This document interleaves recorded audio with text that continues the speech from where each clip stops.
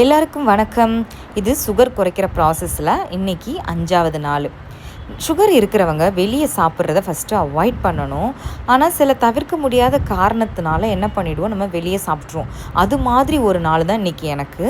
நான் car driving கற்றுக்கிட்டதுக்கப்புறம் அதை Dutch விட்டு போயிடக்கூடாது அப்படிங்கிறதுக்காக இன்றைக்கி நான் ரெண்டல் கார் எடுத்து இன்றைக்கி ஃபுல்லுமேனும் நான் சென்னை முழுசாக ஓட்டி பழகுனேன்.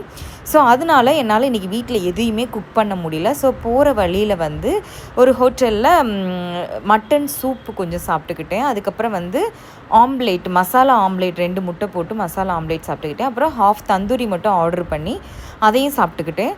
அதுக்கப்புறம் வீட்டுக்கு நைட்டு தான் வந்தேன். நைட்டு தான் எல்லாத்தையுமே ஓட்டி முடிச்சுட்டு நைட்டு வந்ததுக்கப்புறம் ஒரே ஒரு கொய்யாக்காவை கட் பண்ணி சாப்பிட்டுக்கிட்டு அதுக்கப்புறம் 2 முட்டை கலக்கி அதையும் கடையில் வாங்கி தான் நான் சாப்பிட்டுக்கிட்டேன். ஸோ இது நம்ம வெளியே சாப்பிட்ற ஒரு சிச்சுவேஷன் வந்தாலும் நம்ம கார்போஹைட்ரேட் எடுத்துக்காமல் இந்த மாதிரி சாப்பிட்டோம் அப்படின்னா ரொம்ப ரிஸ்க் இல்லாமல் கொஞ்சம் ஹெல்த்தை பார்த்துக்க முடியும். பட் இதுவுமேனும் கடையில் சாப்பிட்றது தப்பு தான். இருந்தாலும் ஓகே, இதை நம்ம என்ன செஞ்சுக்கலாம் அப்படின்னா மேனேஜ் பண்ணிக்கிடலாம். ஸோ நம்ம ரைஸோ பிரியாணியோ இட்லி தோசை அந்த மாதிரி சாப்பிடாம ஒரு சிக்கன் முட்டை அந்த மாதிரி சாப்பிட்டோம் அப்படின்னா நமக்கு நல்ல ஒரு ப்ரோட்டீனும் கிடைக்கும். ஸோ வீட்டுக்கு நான் கொய்யாக்காய் சாப்பிட்டதுனால எனக்கு ஓரளவு ஃபைபர் கிடச்சிருக்கு. ஸோ இன்றைக்கி டயட் ரொம்ப நல்லபடியாக முடிச்சாச்சு. நாளையில் இருந்தாவது ஹோட்டலில் சாப்பிடாம வீட்டில் சாப்பிட்றதுக்கு ட்ரை பண்ணுவோம்.